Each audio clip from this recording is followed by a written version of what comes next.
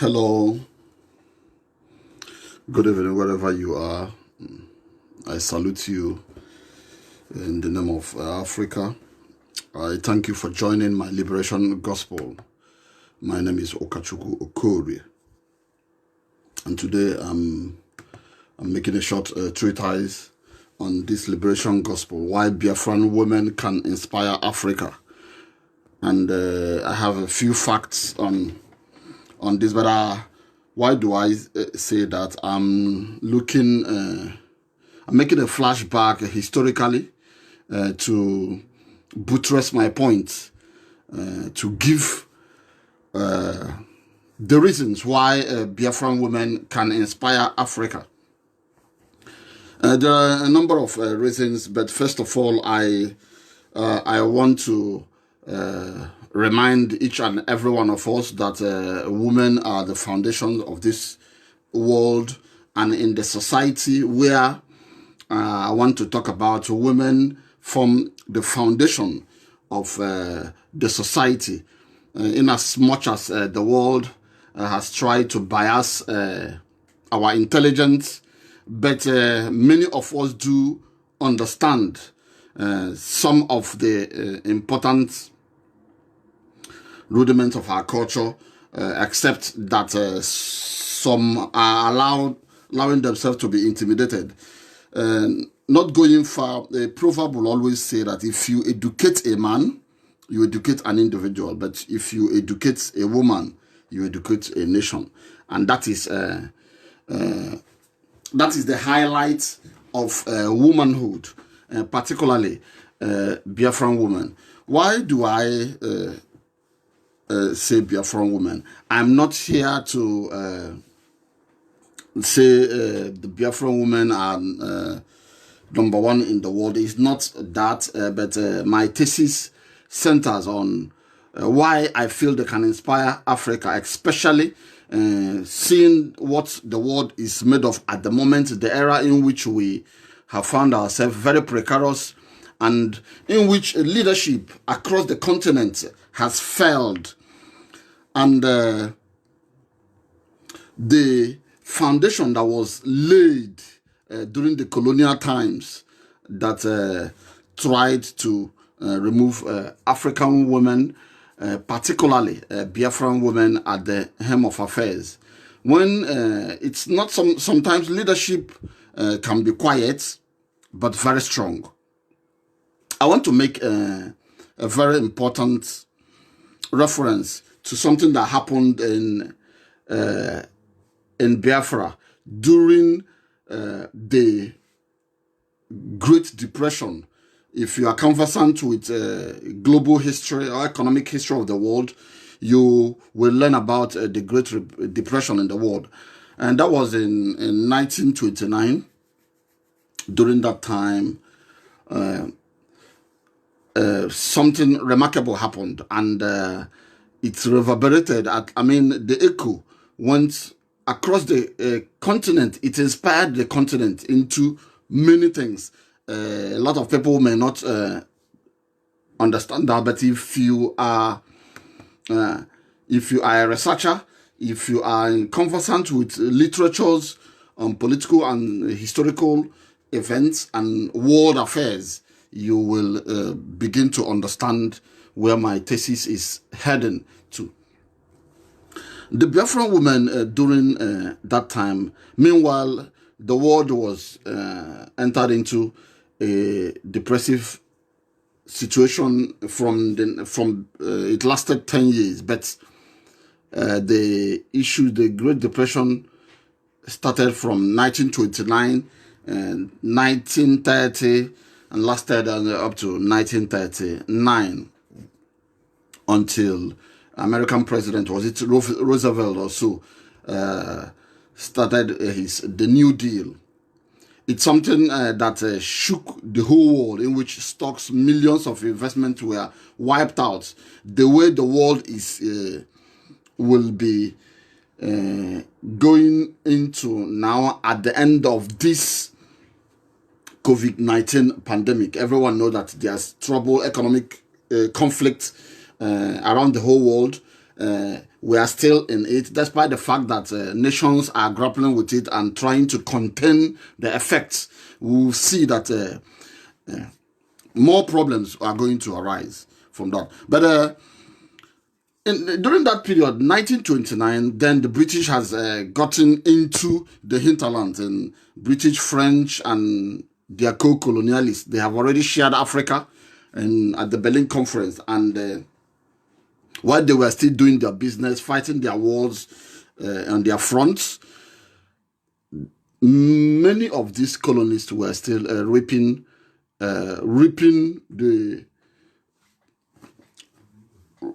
resources from their colonial territories. And the Great Depression now pushed the British Empire to start something that they didn't know is going to cause a very big problem.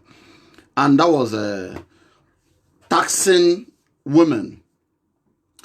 If you are conversant with that, if you have read literatures, their plans were to start taxing women, start taxing livestock, and co. It happened in today's Biafra, in a town called Oloko, where it started, and it spread throughout the provinces of the British colonial territories. Then Nigeria has come into existence. They've merged the Southern and Northern Protectorate in 1914, in which the Southern Protectorate, which is the southern part of Nigeria, now catered for the rest of the country. And not only that, the cash crops catered for all the British industrialization. And taxations coming into the Biafran territories. Many of you may not understand what we have today. They dislocated the political structures that they found there. All their policies was geared towards collecting taxation, collecting taxes from people, reaping from people, making sure they subject them to inhuman treatment that has continued in today's Nigeria. And in 1929, this happened. As a matter of fact, there was a resistance in which it stamped in British colonial history as the Biafra Women's riot. They tried to suppress it. They tried to look at it or put it in a way that it will not be important or may not be regarded by world history. But some of us who have come of age and are into writing, we are writing things, making sure that we say historical fact the way it is and truthfully. In Oloko town, I don't know, some might say it's Olokoro. It's in today's Umahia. From there, a woman called Wanyarowa, one of the tax collectors, because when the British came to today's Biafra area, mostly the areas peopled by the Igbo-speaking people of Biafra, they didn't meet kings, direct kings, like they did in some of their territories, because these places are stateless communities. They are communities that are well organized. They practice democracy in the sense that everyone that is that's eligible in the society had a say. But unfortunately, the British didn't like it because they've always wanted a sort of a fiefdom whereby they have the kings and the man. Today, what is practiced in Nigeria, whereby the Fulani are in charge without any plan or blueprint on how to develop or industrialize the country, but they are interested in collecting money and keep squandering. And in this case, the British came in, though they are better in a way, but their main aim was still to collect taxes and export to to London and co. So during this time of Great Depression around the world, so colonial powers wanted to get more taxes, more money to develop their countries or their empires. We've seen Paris, Brussels, Portugal, and London. These countries, they have nothing. It was just their colonial territories that oiled the wheels of industrialization in their country. And that is why they have kept on supporting. If I use the word idiot, it will be as if I am vulgar or I'm insulting insulting our leaders, but they are more than idiots, because if you are used against your people, that it means that you are of no use. They keep imposing what we call new colonialists on the African people. New colonialists in the form that you see African leaders, they are more interested in the happiness of the Western leaders, who keep supporting them, giving them guns to shoot their people. We've seen the COVID-19 pandemic, what's happening. They want people to stay locked up. Yes, it is good to observe safe distancing and locked up in order not to spread the virus. But they have no plans. They didn't make any plans for palliatives. They did not even make any plans to cater for their people. And the resources are there. That is the worst part of it. There are enormous resources, yet we can't share it around. There's no mechanism. There's no infrastructure to even help. For years and years and decades of rule, we have failed to organize ourselves. So I'm bringing up this, I'm reminding the African women as I move on in my thesis and talk on what happened in 1929. The British decided to collect taxes from the women and from their livestock, and it took just one woman, an ordinary woman. She wasn't even an official. She was just in her home pressing palm oil. Then, if you remember, when at the era of when slavery ended, they now brought up a new name, era of legitimate trade. They started putting much importance on palm oil, in which they exported to London in order to oil their industrial machines. So this woman called Wanyarowa, a tax collector, came to her place and was counting her livestock and herself, and asked her some arrogant questions bordering on the new colonial tax policies. And Wanyarowa countered him at the same time and asked, why are they doing this? If he is counting her, did he count the mother? And the listeners, sort of a skirmish ensued, sort of, and they heard each other at the truth. You can see that the woman, Wanyarowa, was not afraid to counter the tax collector, who was sent by a warrant chief. The warrant chief's name for that local community was called Okugo. You have to understand that in this part of today's Nigeria, the British adopted the indirect rule system. The indirect rule system, in the sense that, unlike the northern and western part of Nigeria, whereby they have the kings, the obas in the Yoruba land, and the emirs in the core north, knowing fully well that the emirs was even foreign to that part of today's Nigeria. It was foreign in the sense that the Habe rulers, the Hausas, didn't have anything like that until the Fulani came and conquered the Hausas and instituted a new political structure in which they intertwined the people's way of life and Islam. Osman Danfodio appointing his children and commanders across Hausa land after killing, deceiving the Hausas and killing their leaders. But the British saw that as very easy. It was easy to control the northern part of Nigeria and the western part of Nigeria, in the sense when their obas or emirs were subdued, the general public was subdued.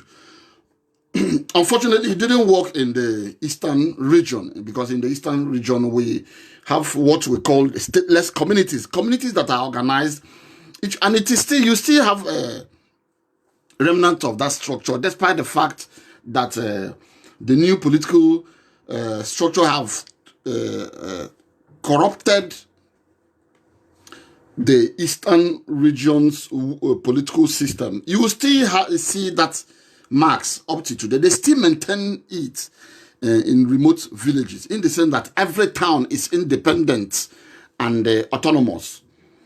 But the British now imposed what we call in history the warrant chiefs. And these warrant chiefs now later metamorphosed to what we are calling the Ezes today. All these people you call the Ezes, many of them were crooks. Many of them were not, they didn't have the people's support. They were just imposed by the British, and they were given guns. So one of such warrant chiefs or Ezes was Okugo, who sent his tax collector to this Oloko family of Wanyarugo, a woman who was pressing her oil in her home.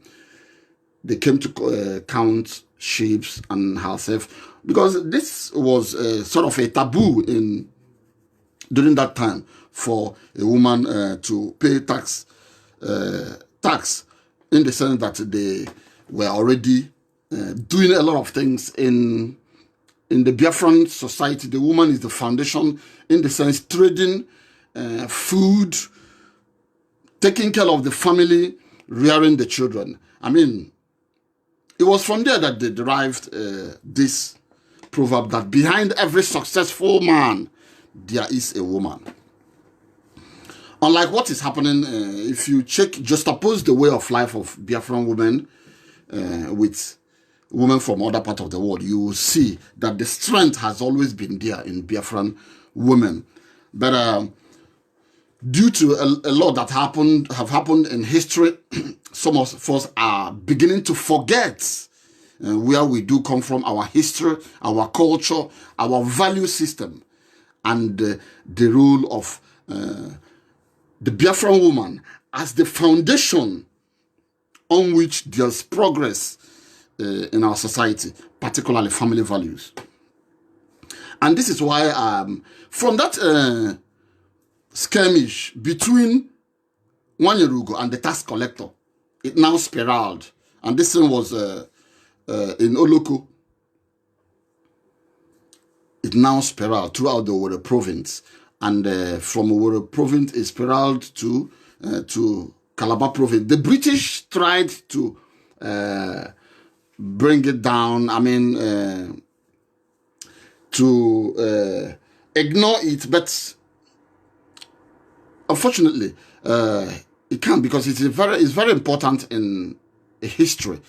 It's very important in history in the sense that this was the first time there was revolt of such nature. You imagine women leading revolt that's up to 10,000 women mobilized against the native courts, against the British district officers, that many of them were killed. According to British books, I looked at some books authored by British. There's what we used to call armchair historians, in the sense that British writers just write the way they like. The way parts of Nigerian history was doctored in order to suit the whims and caprice of a victor or somebody who is in charge. But truth, they say, it's like a pregnancy. It will always protrude at the right time. So what they call about women's rights, they later named it about women's riots, but we call it Ogomuwani in Igbo language, Ogomuwani. It was a very big issue. It reverberated around the world, particularly in the African continent, in the sense that Africa at that time were still in, they were still steeped in colonialism. I mean, there wasn't anything of such that has happened across Africa. But this Ogomuwani, or women's war, so to say, now inspired resistance movements across. It inspired resistance movements across the African continent. Many movements against the colonies started coming up. If women can do this, so women can even do more. How dare women have this kind of courage, and we are so much afraid? You could imagine this action by Wanyerowa against these British tax collectors now inspired. It inspired change across the continent. It inspired writings. It inspired debates and talks in colonial headquarters in Paris, in London, in Brussels, and in Lisbon, and Madrid. They started talking about these people, African women, because Europeans have always tried to bring us down, try to talk as if we are non-entities, as if we are animals, despite the fact that we don't need them. They need us. They need us. It's just that many of us now forget who we are. I mean, we don't need them. They need us. They need our resources. Without our resources, they cannot build their industries. Without our resources, they cannot enjoy themselves. They cannot cross their legs astride, sipping their wines. Without our resources, I don't want to talk about our human resources in which our ancestors built their industries and productions in mass capacity for them. Then they still came into the hinterland and started exploiting the raw materials and taxing us, wanting to tax us to death. But it was the woman, it was the Biafra woman that decided to say enough is enough. That they can't take this. I mean, many of you need to revisit that history. They don't want to talk about it. They don't want us to talk about it. That is why the outfit in which I work for, Africa World newspaper, have a condensed message that says, unless the hunted gives his account, the story of the hunt will always favor the hunter. Unless we tell our story, unless we'll inform the world, this is what we want, nobody's going to. You know yourself more. You know what you want. You know your passions. Nobody, no matter, even if the person is a soothsayer or a prophet or whatever, the person can never say how you feel exactly. Because my people have a proverb that say that that the heart is like a handbag. It is only the owner that knows what is in the handbag. As a woman, you just come, you know, woman, your handbag is like a mini house. Everything is in the handbag. You find chewing gum, you find comb. Now that there's pancake, you find bottles of layers of powder. You still find books. You still find prayer paraphernalia. You will still, inside that, you find a lot of things. So it is only you that knows what you put inside your purse. Any outside, even if your friend wouldn't know exactly what you put in there. So that is why we know ourselves and we have to tell our story. So, Wanyerowa now inspired other Biafran women across the zone. And from this, it's cut across what became Nigeria, African countries, and even in the wider world. They started talking about it. But, Europeans, they try to suppress that so that it will not inspire other. But unfortunately, it inspired resistant movements across the African colonies, in which they've been milking dry and subjecting their people to new slavery, or however you may put it. So they call it a Women's riot, but we call it the Ogomo Wine in 1920. It was in December 1929. And I have to tell you the fact that many died. 32 people died. The British recorded that, but more than that died. You could imagine they were not afraid of guns. They were not afraid of the intimidation of the white man who shot at our people like animals. They did a lot. They were not afraid. If you read literatures or books that written by British historians on what happened, that you see that courage started from these Biafran women. The courage, and they've always exhibited that courage in many ways, despite the fact that they've been suppressed in many ways, but they keep resisting. You'll find that courage in families. You'll find that courage in how they support their men. You will find that courage in how they build their families, in how they build their careers, even when many of them may not have acquired education. They will struggle through thick and thin in order to educate their children, in order to inspire their children to reach greater heights.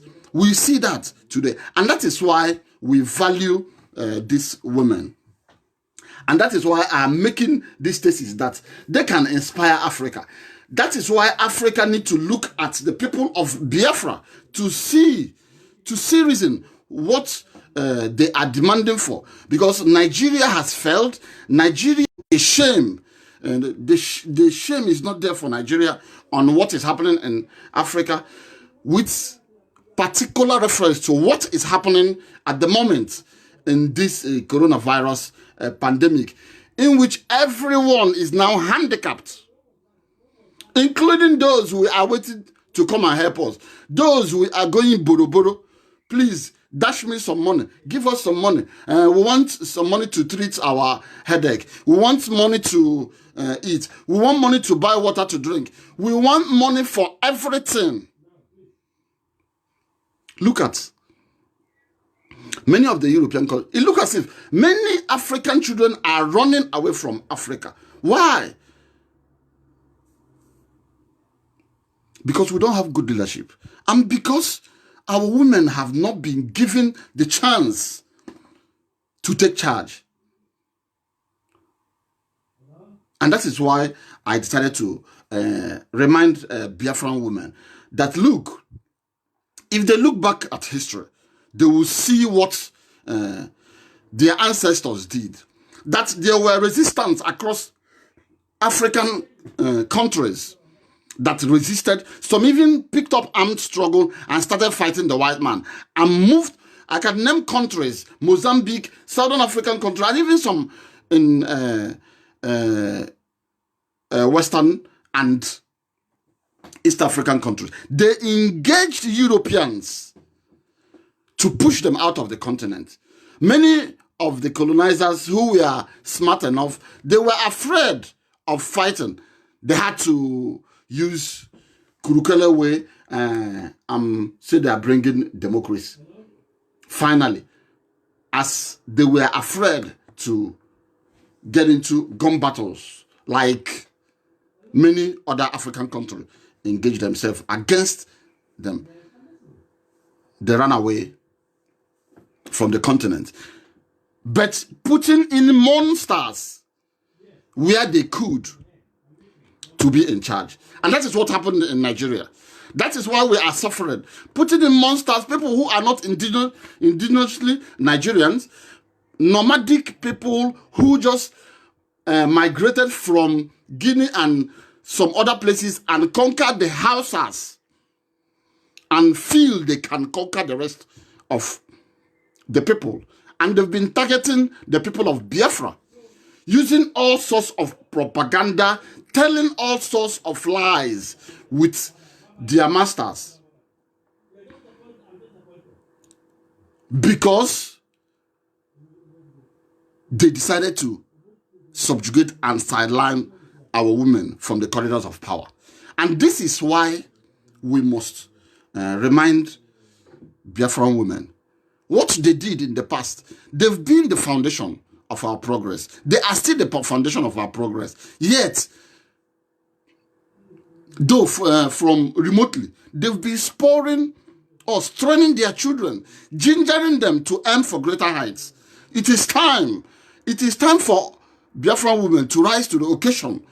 Again, they should look at the way Wanyerugo and her likes inspired resistance across African countries, because the British didn't know how to deal with the Biafrans. Up to today, they hate the Biafrans. They don't like the Biafrans. They don't want us to have political authority so that we will not elevate the status of the African. Because any day there's a Republic of Biafra, this Nigeria will be free. There will be freedom in Nigeria. Freedom of intellect, freedom as in prosperity and liberty, freedom of the mind, and freedom to achieve what you want.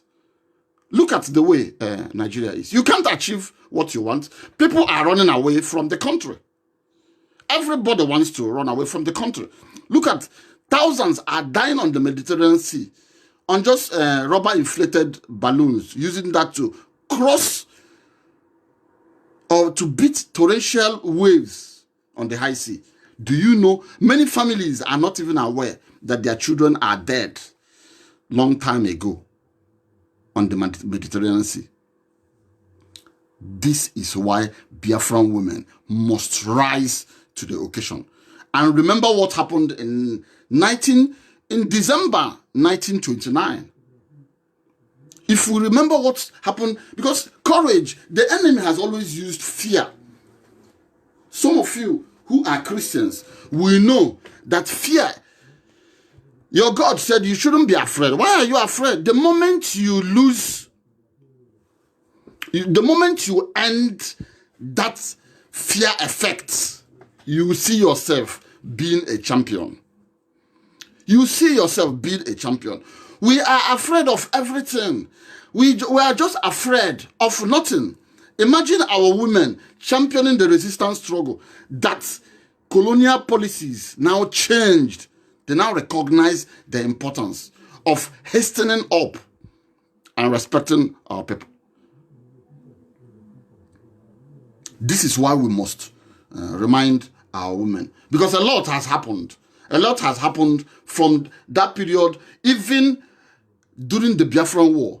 Many of you may look at, may make inquiries or ask questions.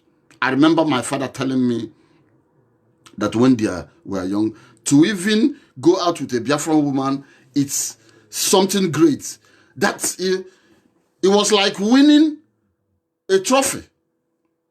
And I saw during the Biafran War, cutting our women was like trophy. It was a big trophy for the average Nigerian soldier. And it is still happening today. You will see, many have always wanted to marry a Biafran woman. Why do they want to marry a Biafran woman? Because they know that immediately she comes in, light has set into the family. She's industrious. She wants progress. She's an enemy to redundancy. And some people take it as a problem. No. She is inspirational. A Biafran woman will always inspire you. She will match your gods. And you know, men, sometimes you need this kind of factors to drive you to success. When you have somebody who challenges you, somebody who is productive, somebody who will always remind you that failure is not in the dictionary, that she doesn't want a failure. I mean, nobody will tell you to buckle up and become a success. This is what Biafran women are made of. And that's why you see, there's always, I'm not here to elevate, but these things are facts.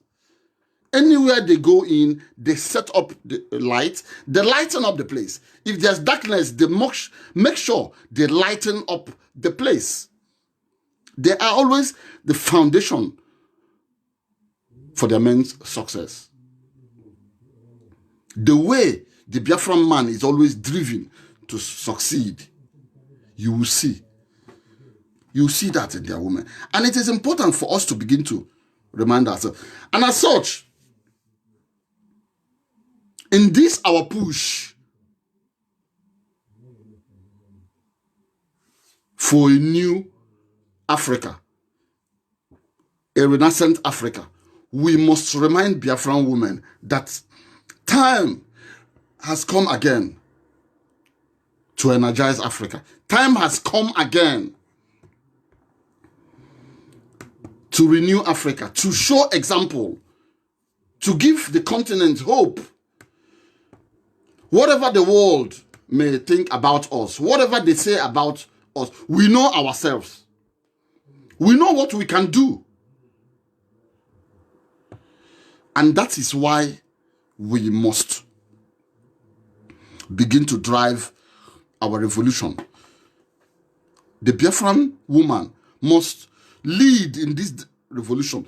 The way you are the foundation of the family, the way you are the foundation of the success of your men, the way you are the foundation of the success of every home you set your foot in, you must have it in mind that without you, there cannot be success in our push for political, religious, and socio-cultural success. It is very important. The Biafran woman is the foundation of our society. You know that. I just listen to people talking about women empowerment, this and that. They don't know our history. They don't know our history. Our women has always been at the forefront. They've always led.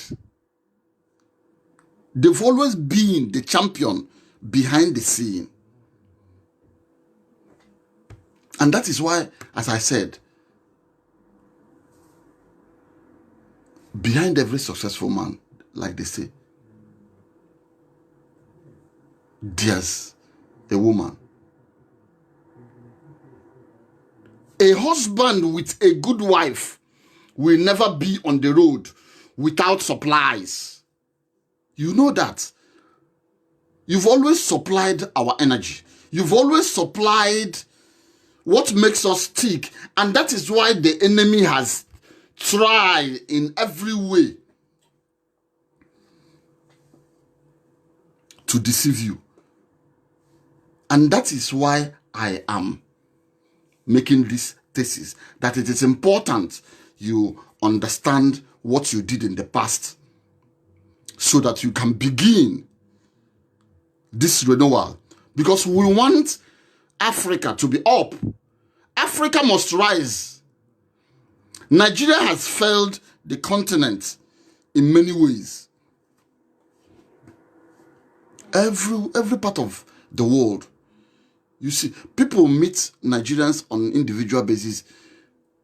They are happy. But when they look at Nigeria as a corporate entity, they are disappointed.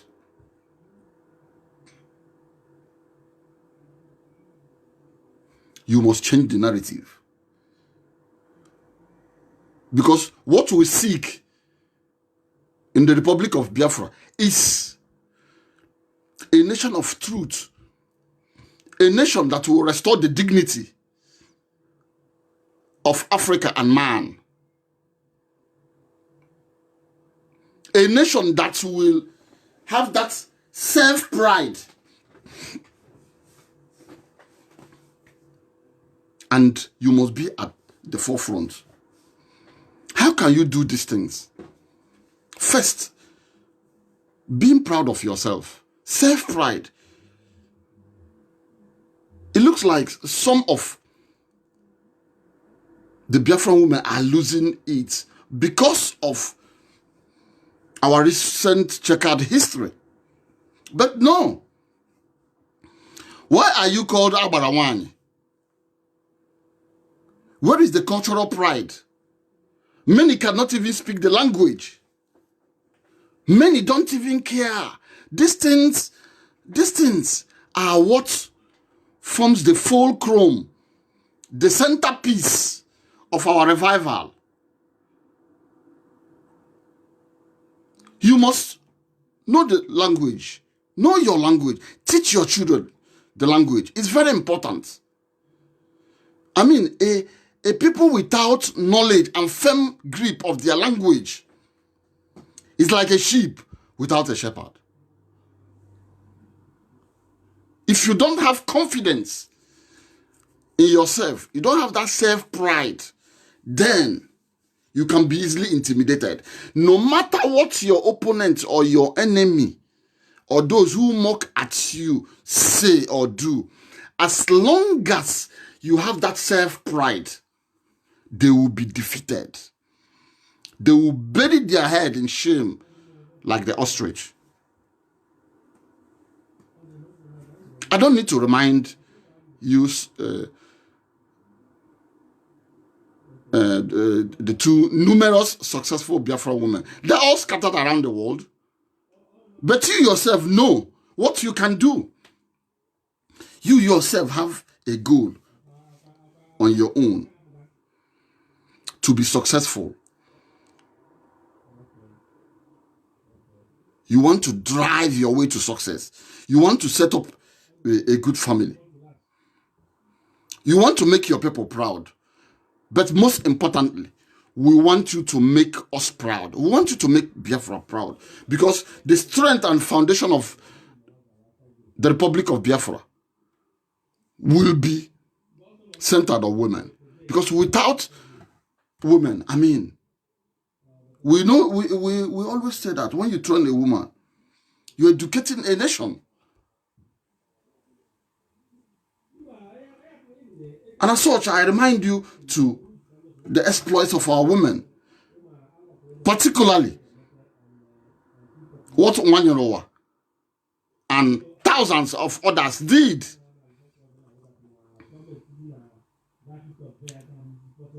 You imagine, they did these things, and the colonialists were harassed. They were surprised. They said, look at these women, oh, they have this God. Because their own women doesn't have that God. They don't have that kind of God.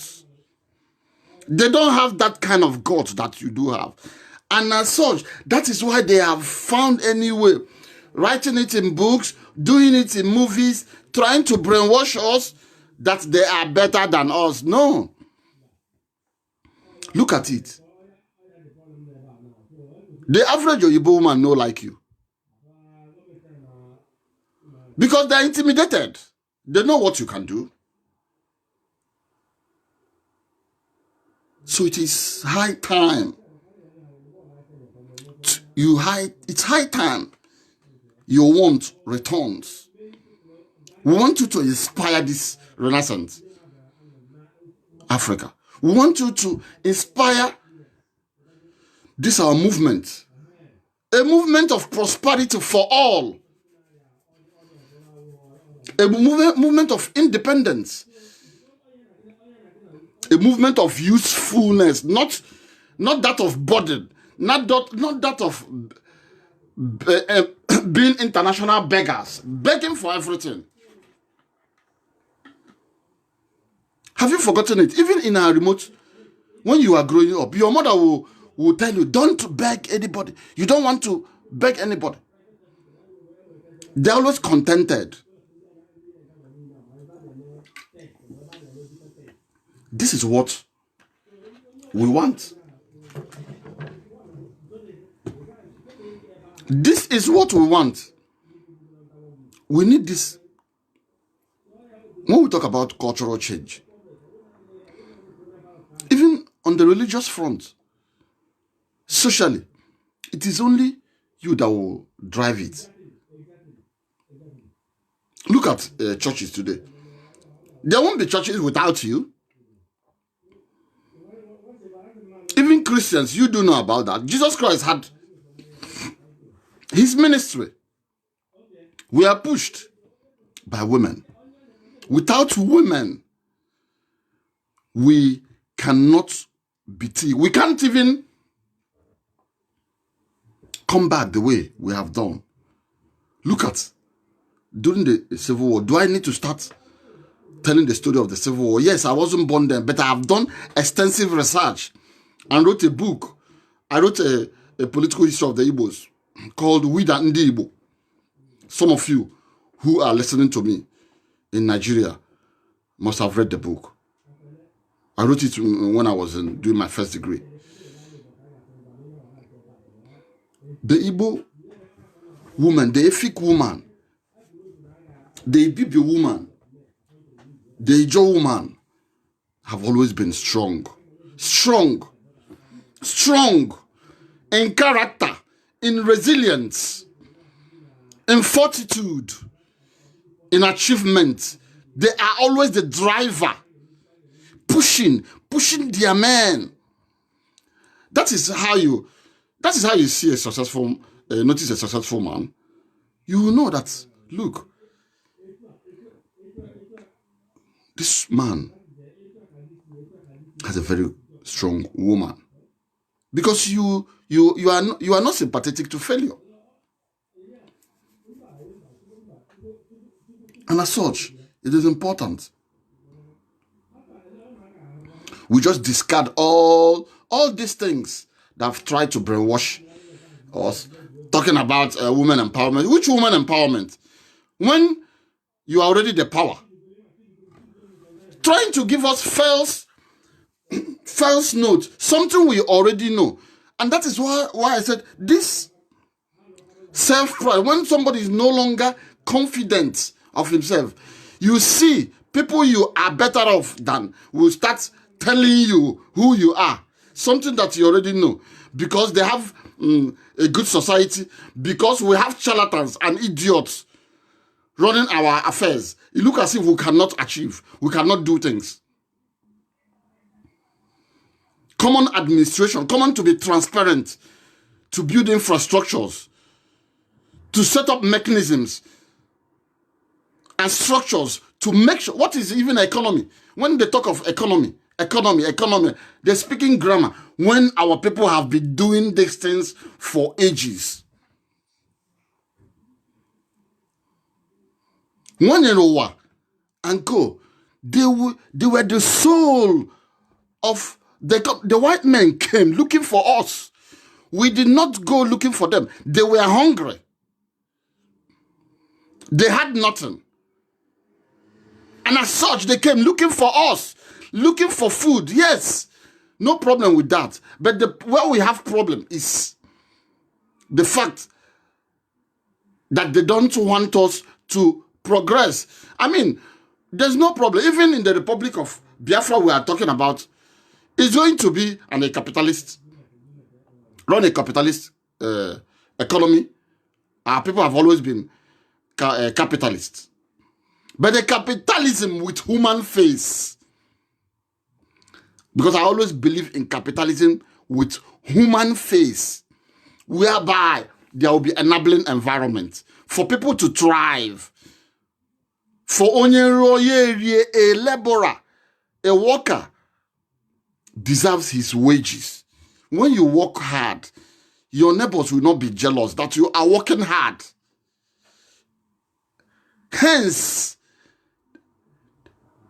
the deserving need to enjoy yourself. It is not a crime to enjoy yourself when you have worked so hard. But we are in a society whereby monkey go to walk, baboon go to chop. People who doesn't have thinking faculty want to be in charge of us because they are controlling the barrels of the guns. But we are approaching to that line. We are approaching to that line. They know that on a good day, that they are no match to us. Who are they? Who are they? And that is why I'm talking to Biafra Women. All those people you are opening your legs for. Who are they? Do you actually look at a man very well, how he reasons, what he is made of, his character, before you open up your legs for him? Or is it just because of money, you see a non-entity and you allow the person to corrupt you? Because they've used this sexual jihad against our people. That is their new method. And this is a method they used to conquer the Hausas. Go to every Hausa family. You will see traces of their blood. And that is why they are driving poverty down the throat like thorns in a fufu molded to swallow. They're driving poverty. They want people to be poor so that when they come, even if they are non-entity and idiots, they can't even express themselves. They lack the confidence. They are cowards. They attack people at night. When people are sleeping, they will just come because they're in control of our own wealth. And they give it to you. And you spread your legs. And they're doing that secretly. Breeding bastards for us. Using them against us. To subvert our efforts onto liberty. This is why we must begin to think inwardly. Many of us do know. But because of the situation of things, because of the recent checkered history, some of us are beginning to lose it. We have seen some of the marriages that are going on, that it is not even driven by real love. It is driven by selfishness. As a matter of fact, some of them are even getting married to you because they know you are a light into their darkened lives. That when you come in, that there will be progress. That when you come in, you lay a foundation for achievement and for their success. Some of us don't think very deep, but because of poverty, because of the bad situation in the country, many of the Biafran women, they are losing their ethics. They are losing their values. Look at many women are into prostitution. Not that they will want to be prostitutes, but because there's nothing. There's no hope. Our beautiful women, they will graduate from universities. They have to slip their way into appointments and employments. This is everyday culture. People don't complain about it because it's a social misnomer.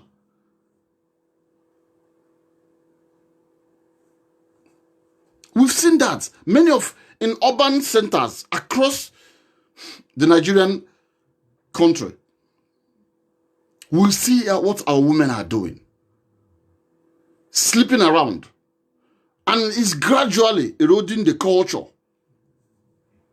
Gradually eroding our culture. My people will say, Aro Baafo, Yawuru Omenala. When a bad thing keeps happening, it becomes a norm. We must begin to think about, look at what is happening, even abroad.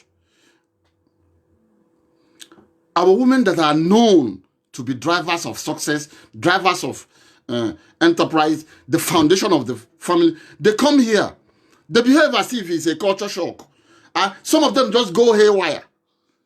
They will send their men out, kick the person out because they are getting some money or because they are being given a fake protection and because they are being covered in an umbrella of foreign culture.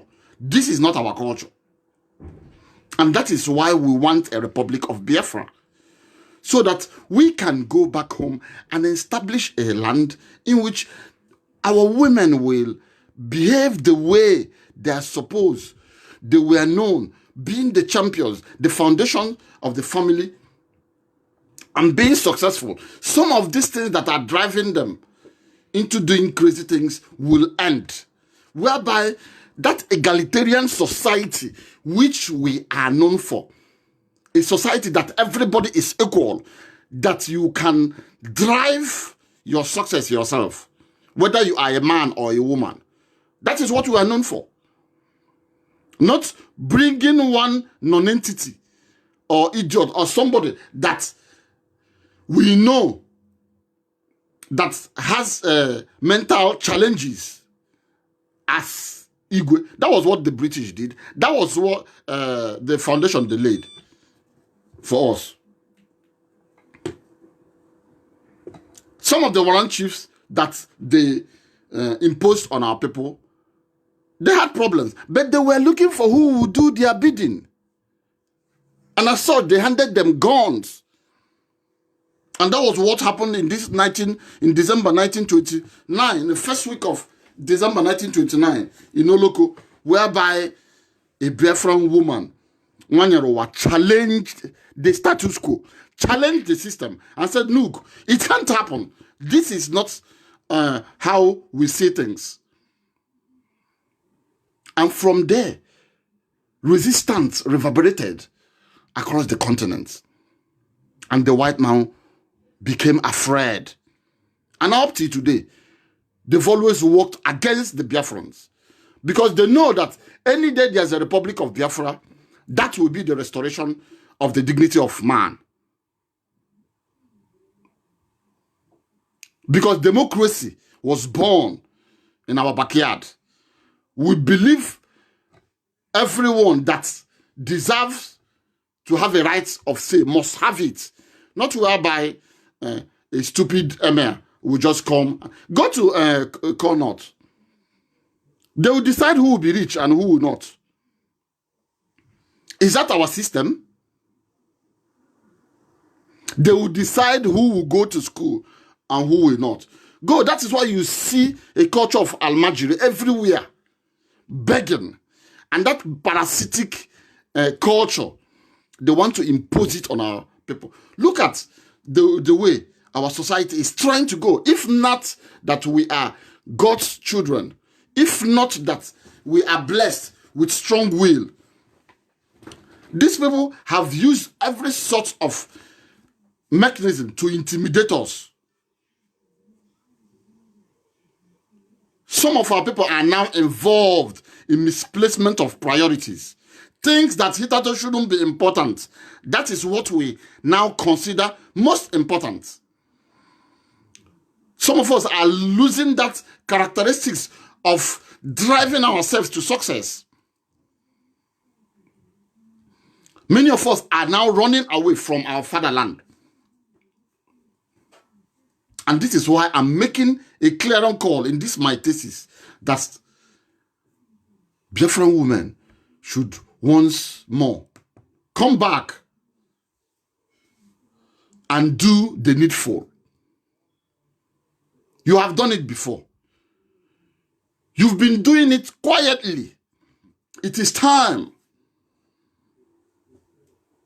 It is time to revive our mentality. It is time to revive our senses. It is time to bring Africa back, because Africa is looking for a champion. We are looking for champions. And Biafra women can do this. They've always done it quietly, secretly. But we want you to do that. Do it economically. Do it morally. Do it socioculturally. Do it religiously. You can do that. So don't let anybody to bring you down. Don't let marriage bring you down. Don't let people intimidate you. They're already afraid of you. When the enemy is afraid of you, he will use every way trying to intimidate you, telling you you are not good when you are even better than him. You know, this is what we pass through. If not God, what I am doing, I would have just quit. Because the intimidation is so much. They will even try everywhere, not for you not to get money, not to have access to your own money. Should I start telling my own personal? But this liberation gospel is for Biafran women. You must support yourself. It is important. Support yourself. Drive the change. Some of your men are losing it. You know how to drive them back, put them back on that roadmap. Because what we are trying to achieve is a generational thing. We must not chicken out of it. We must not run away from it. If we run away, who is going to do it?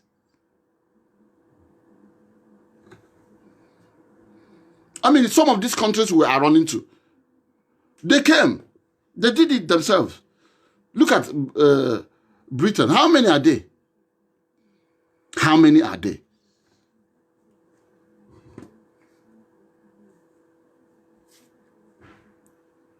Look at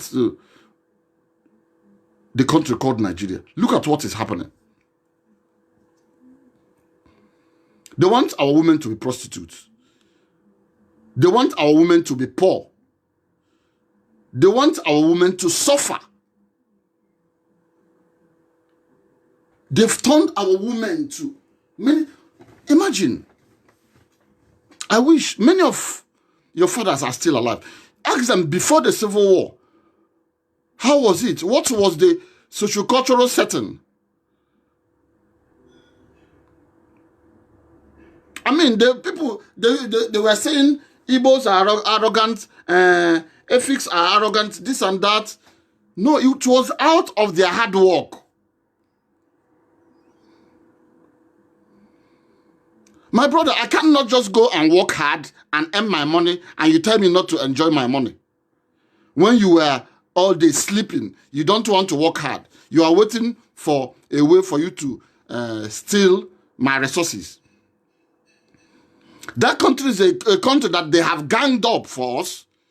Imagine, forgetting that when you hold a child to the ground, you are equally holding yourself. This is a country that has a faulty and bad foundation. It can never be successful. There's no need deceiving yourself. A country that has ganged up, a country that doesn't encourage competition. I mean, is competition bad? All fingers must not be equal.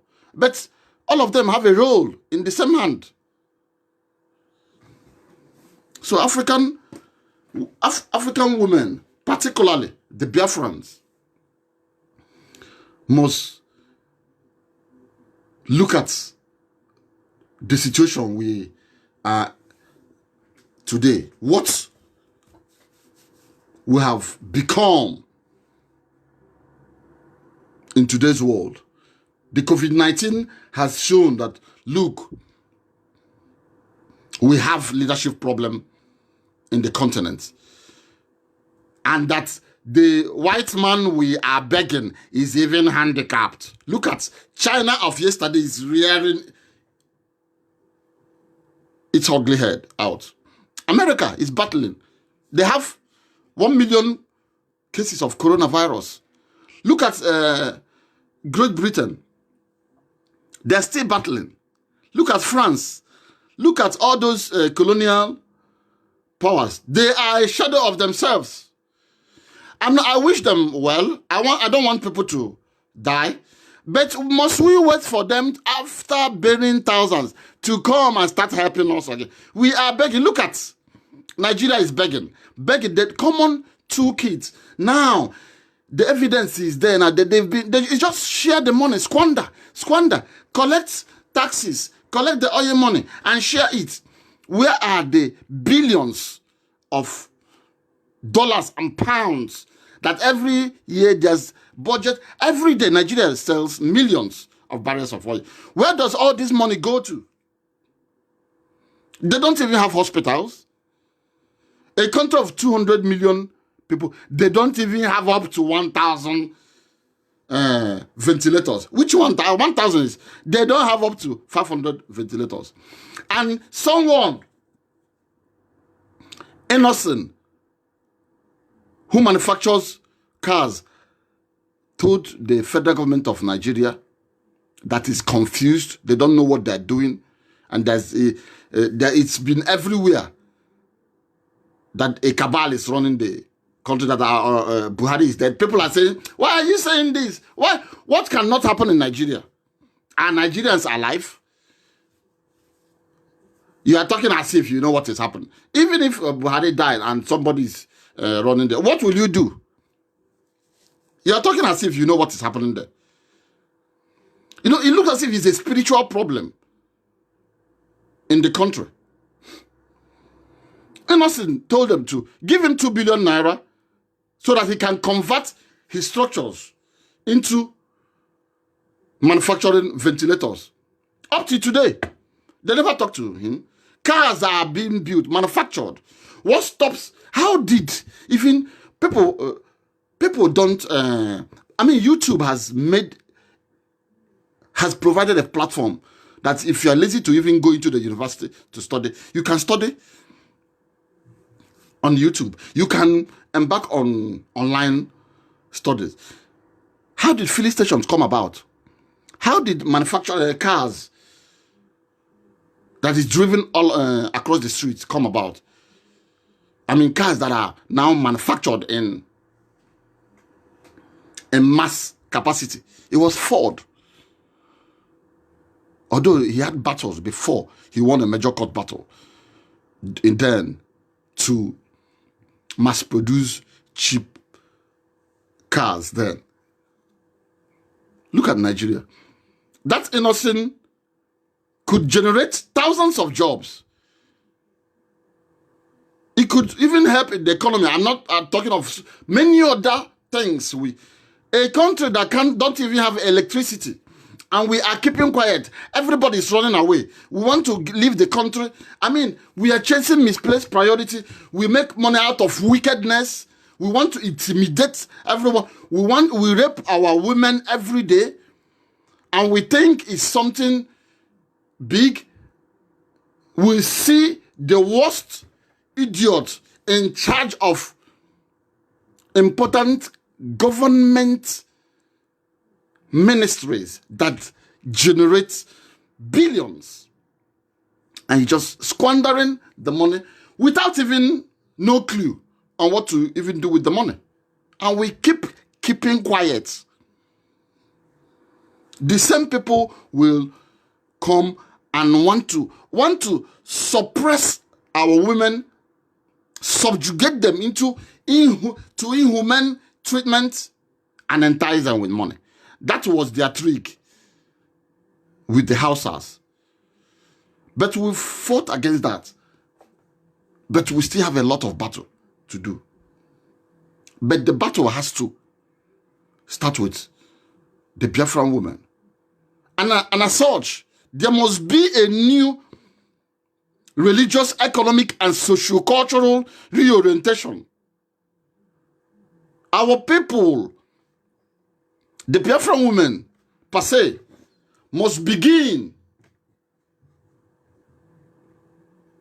to enact unwritten policies, behavioral attitude to stop these things happening because they know you are the foundation of our strength. They know you are the wheel that drive our success. They know you are the DPC. You are the DPC to our human stability.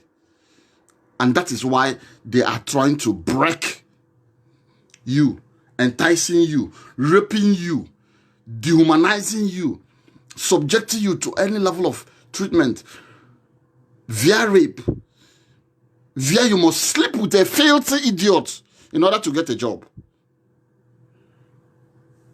These things are what we must begin to counter. And as such, I'm taking you back to the role Wanyarowa played in mobilizing Ogomwany in December 1929. And that taught the British a lesson. Ever since then, they've always feared the people of Biafra. They know that any day we rise, that will be the day the freedom of Africa will come. Because we want to shame the devil. The devil knows that we are good, but he wants to keep lying to the world that we are not. But unfortunately, there's light at the end of the tunnel. And that is why it is important for us to change our guard and to begin to take a new norm. Biafra women, I'm telling you this. The strength of a man does not lay in not, each time he falls. The strength of a man does not lie in not falling, but each time he falls and rises. That is how he is judged. All of us have mistakes that we've made. But when we fall down, we rise up again and checked all the potholes, all the troubles, all the knocks that were on that path that made us to fall. Are they in front if we embark on a new race? We must always learn from our mistakes and help one another. It is very important for us to know that. And that is my message today. Biafran women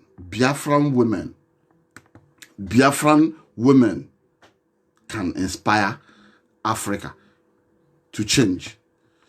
And when I say Biafran women, you know who I'm talking about. And that is why we are driving to Biafra. Because we want to do something, we want to do an uncommon thing. We want to change the course of man. Because we can do that. We have the confidence. It's a God-given confidence. It is imbued in us. When the world says we cannot do it, we know we can do that.